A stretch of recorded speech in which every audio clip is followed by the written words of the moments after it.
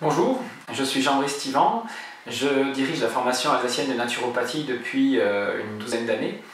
Et avant de vous présenter la structure de cette formation, ce qui en fait sa spécificité, je tenais à vous expliquer un petit peu mieux qui je suis, quel est mon parcours.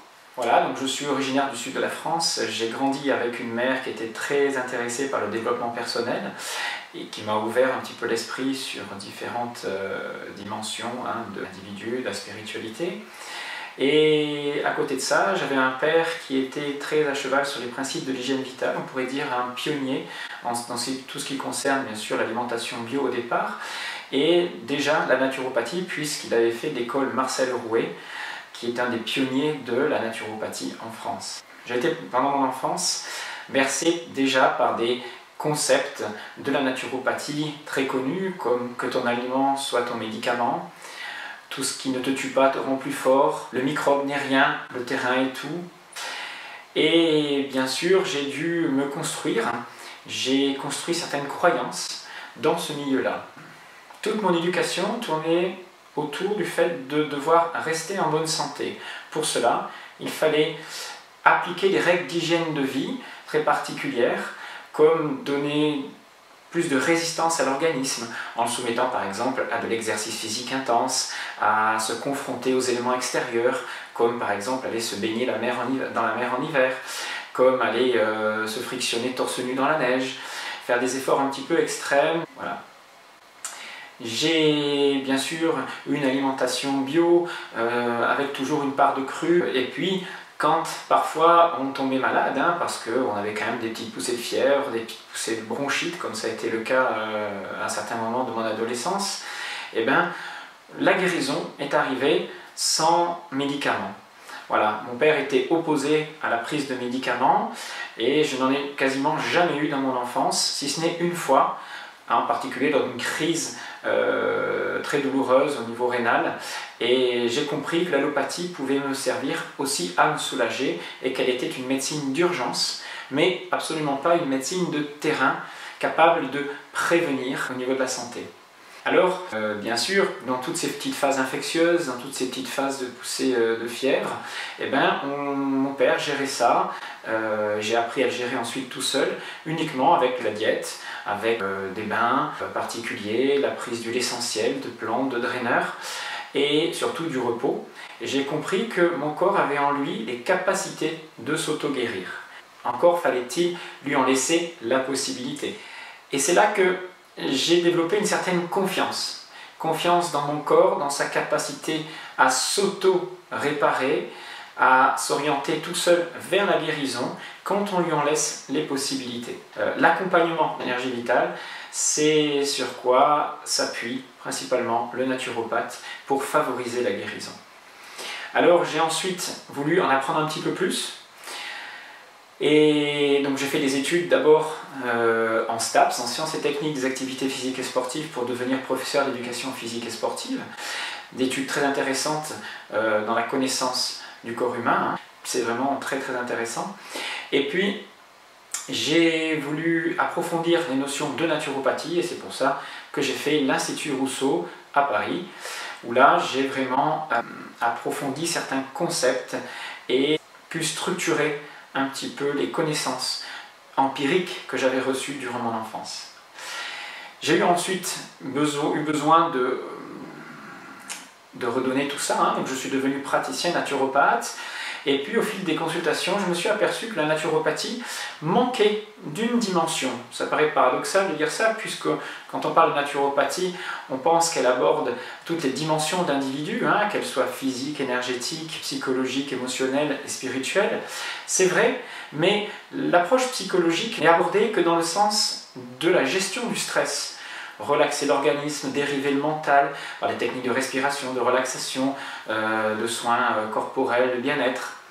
Mais cette approche était insuffisante face aux patients qui arrivaient avec d'énormes conflits psychologiques, des charges émotionnelles, des surstress particuliers qui généraient des mal-être. Et c'est à ce moment-là que je me suis intéressé à tout le courant, un nouveau courant qui est arrivé dans les années 90-2000, ce qu'on a appelé le courant de la psychobiologie ou psychobiogénéalogie, plus communément connu sous terme de décodage biologique. Et cette approche m'a permis de mieux comprendre les relations qui existaient entre le cerveau, nos ressentis, nos stress, nos grands conflits émotionnels et les organes qui expriment nos symptômes. La maladie n'était pas seulement une phase d'élimination, comme on peut l'apprendre en naturopathie, un décrassement de l'organisme, un rééquilibrage. Elle commençait maintenant à avoir un sens très précis. Comme dit Jung, la maladie devenait l'effort que fait mon corps pour guérir, mais en plus de ça, elle me permettait de bien comprendre mon histoire, ce pourquoi j'avais développé tel et tel symptôme et pas un autre. Voilà, et c'est à partir de là que j'ai essayé de faire une synthèse de toutes ces connaissances et que j'ai voulu enrichir la naturopathie de ces connaissances de la psychobiogénéalogie, ce qui m'a permis d'avoir une approche vraiment globale dans la façon d'aborder la santé et la maladie. Si vous souhaitez m'accompagner dans cette aventure, vous recevrez un enseignement qui traite et qui aborde la santé dans cet esprit-là, dans ce contexte-là, avec une véritable vision globale de ce qu'est l'homme, l'individu, face à la maladie. Nous sommes de retour pour vous expliquer maintenant notre approche de la naturopathie et ce que vous allez recevoir comme enseignement en vous inscrivant à la formation alsacienne de naturopathie.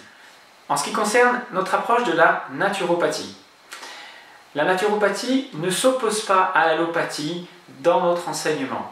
Bien sûr, c'est deux entités, deux conceptions de la santé très différentes, puisque l'allopathie, c'est allopathie, c'est-à-dire s'opposer aux symptômes, s'opposer à la maladie par des médicaments, des traitements très spécifiques, alors que la naturopathie, qui signifie aller dans le sens de la nature, on va au contraire accompagner le symptôme en essayant d'en trouver les causes et de supprimer ces causes-là.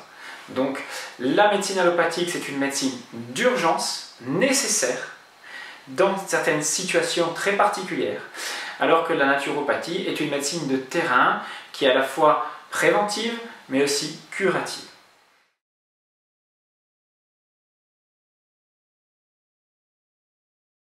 Notre approche, bien sûr, s'appuie sur des piliers classiques, ancestraux, on va dire, de la naturopathie, c'est-à-dire le vitalisme. Nous sommes dirigés par une force vitale qui a la capacité de nous maintenir en santé tant que les conditions dans lesquelles on vit sont compatibles avec notre potentiel. Donc on va accompagner ce processus vital d'auto-guérison qui est en nous. Ensuite, le concept, bien sûr, d'hygiénisme. Il n'y a pas de santé sans mise en place d'une hygiène vitale adaptée. Et l'humorisme, qui est la science des humeurs, c'est-à-dire des liquides du corps, qui dit qu'on ne peut pas être en santé dans un certain équilibre tant que nos liquides intérieurs dans lesquels baignent nos cellules ne sont pas dans un milieu sain, un milieu qui permet les échanges cellulaires, les échanges nutritifs, mais une oxygénation correcte. Et puis bien sûr, il y a le concept de causalisme. On ne peut supprimer un symptôme, une maladie, qu'en trouvant sa cause, et la cause de la cause, et la cause de la cause de la cause, comme dirait Hippocrate. Attention, la cause c'est le terrain, la cause de la cause c'est la dimension psychologique, et la cause de la cause de la cause, elle est toujours spirituelle. Le dernier aspect rejoint cette dimension-là, c'est le globalisme, c'est-à-dire la multidimensionnalité de l'approche de la naturopathie, c'est-à-dire qui s'intéresse à la fois au corps physique, énergétique, mental, émotionnel et spirituel. Notre enseignement de la naturopathie ne va pas se limiter à ces concepts-là. Notre enseignement va s'enrichir des nouvelles données de la science. C'est-à-dire que les nouvelles connaissances qui concernent le corps humain sont aussi très importantes dans notre approche de la santé.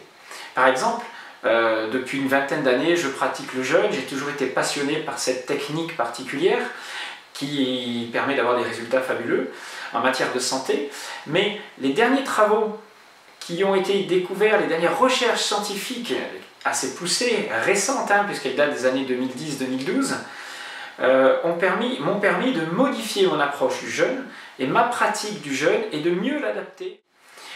Voilà, donc une naturopathie qui ne va pas se limiter aux concepts ancestraux, bien que ce soit eux, le socle de notre enseignement, mais on va dire une naturopathie qui s'enrichit des dernières données scientifiques.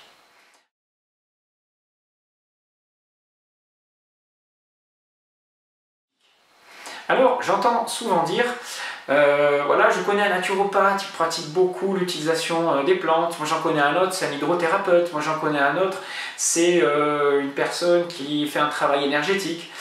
Alors, toutes ces personnes qui se prétendent parfois naturopathes sont en fait des spécialistes d'une ou deux techniques de santé naturelle, et pour nous, cela ne suffit pas pour être naturopathe. La naturopathie, ça n'est pas l'application d'une méthode à l'ensemble des personnes qui ont un même symptôme. Par exemple, il y a telle et telle douleur à tel endroit, je vais par exemple faire de l'acupuncture, un peu de manipulation énergétique, une petite utilisation d'une plante ou d'un bain particulier, et je suis guéri. Non, l'art de la naturopathie, c'est d'aller chercher les causes, de travailler sur le terrain, travailler en fonction des besoins individualisés du patient, et de lui proposer quelque chose qui lui convienne et qui soit adapté. C'est-à-dire qu'en naturopathie, on ne part pas de la technique, on part du patient. Pour cela, on doit toujours procéder à ce qu'on appelle un bilan de vitalité. Ce bilan de vitalité, qui est découpé donc en 3 phases, un bilan psychomorphologique, un bilan iridologique, une anamnèse, c'est-à-dire un échange, une écoute du patient, nous permet de déterminer quelles sont les forces et faiblesses de ce patient, son niveau d'encrassement tissulaire, ses capacités d'élimination, son niveau énergétique, son état de fatigue, bien sûr ses points forts héréditaires, ses points faibles psychologiques, tout ce qui va nous permettre par la suite de déterminer, de mettre en place un programme d'hygiène vitale personnalisé, c'est-à-dire réellement adapté aux besoins de la personne, à son tempérament et à sa problématique du moment. Pour cela, qu'est-ce qu'on met en place? Ce que vous apprendrez à faire, bien sûr, le bilan et toutes ces techniques du bilan, la psychomorphologie, l'iridologie, l'anamnèse font partie de la formation, mais vous devrez mettre en place, bien sûr, un programme d'hygiène vitale, et ce programme d'hygiène vitale, il est constitué de différentes techniques, de différentes formes d'hygiène que l'on met en place. Ces techniques doivent être apprises, bien sûr connues, mais surtout adaptées à la personnalité et aux besoins de votre patient. Alors, les grandes techniques, bien sûr, les premières techniques, c'est des techniques d'hygiène alimentaire, avec tous les régimes, les modes alimentaires qui existent, que ce soit le végétalisme, la macrobiotique, l'alimentation paléolithique, toutes les diètes, les monodiètes, les jeûnes, toutes ces différentes façons de se nourrir, sans les mettre en opposition, comme on peut le constater sur certains sites, sur certains livres, ma méthode est la meilleure, telle et telle alimentation est la meilleure, le crudivorisme est meilleur que l'alimentation paléo qui accepte du cru, du cuit, il faut manger dissocié, non il ne faut pas manger dissocié sinon on va trop maigrir, etc. Tout en ayant la connaissance de ces différentes méthodes, tout le travail de naturopathe, c'est pas d'imposer une méthode qui serait la vérité pour tout le monde, mais au contraire d'adapter une de ces techniques alimentaires en fonction des besoins de votre patient, de ses capacités digestives, de sa perméabilité intestinale, de ses efforts physiques du jour, de sa problématique d'encrassement, etc. À cette hygiène alimentaire va s'associer une hygiène physique. Le mouvement, l'exercice physique est une technique essentielle de la naturopathie, avec bien sûr tout son cortège de techniques particulières que sont de pratiques corporelles, que sont le yoga, la pilate, la musculation, le crossfit, les exercices d'endurance, les méthodes de redressement, de gymnastique respiratoire, etc., etc. Encore là, il n'y a pas de technique meilleure qu'une autre.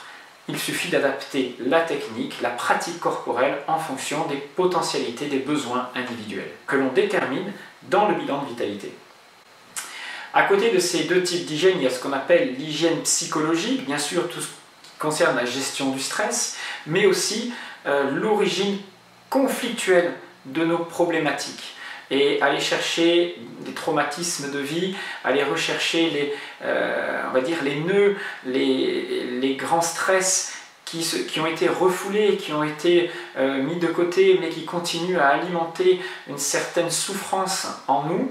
Ça, c'est aussi le travail d'écoute que doit faire un naturopathe. Et même s'il n'est pas un psychothérapeute, il a le devoir de détecter cela, de mettre en relation les symptômes, le mal-être de la personne avec son histoire de vie. À ces techniques d'hygiène principales que l'on a vues ici, viennent se surajouter des techniques annexes, comme par exemple la phytoaromathérapie, qui n'est qu'une technique annexe de la naturopathie, très intéressante pour stimuler un organe, pour faciliter une élimination, pour revitaliser un organisme avec des plantes revitalisantes par exemple. L'hydrothérapie par exemple est aussi une technique essentielle de la naturopathie que l'on apprend et que l'on apprend à utiliser dans le cadre de cures naturopathiques comme toutes ces techniques que l'on voit. Bien sûr, vous avez aussi les techniques manuelles, l'héliothérapies, les techniques de revitalisation qui font partie du cursus et que vous pouvez bien sûr découvrir sur ces images. Toutes ces techniques doivent être utilisées dans le contexte de cures naturopathiques. C'est-à-dire qu'en fonction du bilan de vitalité, on va orienter la personne soit vers des cures à visée plus désintoxicante, drainante, pour éliminer les déchets organiques susceptibles de créer des dysfonctionnements, des fragilités, un certain mal-être chez la personne.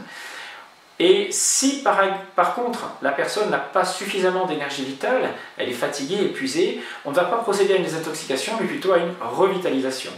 Voilà un petit peu notre approche de la naturopathie, qui est une approche très globale, puisqu'elle s'intéresse à la multidimensionnalité de l'individu. D'abord son terrain, sa capacité réactionnelle, son niveau de réserve nerveuse, glandulaire, donc ça c'est l'aspect énergétique, mais aussi à tout ce qui concerne son histoire conflictuelle, les stress de sa vie, son histoire personnelle. Et c'est la synthèse de cette approche synthétique, qui nous permet de bien orienter le programme d'hygiène vitale et de donner un conseil précis.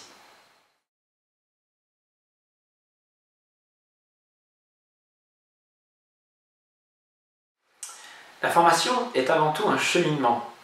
Elle a pour ambition de vous apporter des éléments importants dans la connaissance de l'individu, de la santé, de la guérison. Mais cette aventure passionnante est avant tout une occasion de remettre en cause certains aspects de votre vie, certaines croyances, certaines connaissances que vous pouvez avoir, dans le but toujours d'une amélioration. Celle de votre mieux-être, amélioration sur le plan relationnel, amélioration bien sûr de votre niveau de vitalité, de votre niveau de santé. Je dis toujours à mes élèves de ne jamais croire ce que j'enseigne, mais de vivre ce que j'enseigne, c'est-à-dire d'expérimenter. Parce qu'avant de faire de certaines informations des vérités, il faut vérifier ces vérités sur soi et ensuite pouvoir en déduire des choses. Donc le mot-clé de la formation, c'est l'expérimentation avant simplement engranger des connaissances et d'affirmer certaines vérités. Donc l'esprit critique doit toujours être conservé et l'aspect pratique aussi des choses. On me dit toujours 3 ans c'est long pour devenir naturopathe. Moi je dis c'est le minimum. Et encore, à condition de réinvestir toutes les connaissances acquises dans la formation dans une pratique quotidienne, de faire de vous le premier patient et le premier expérimentateur de ce que vous apprenez. Voilà, alors si l'aventure de la naturopathie semble vous intéresser, n'hésitez pas à me contacter.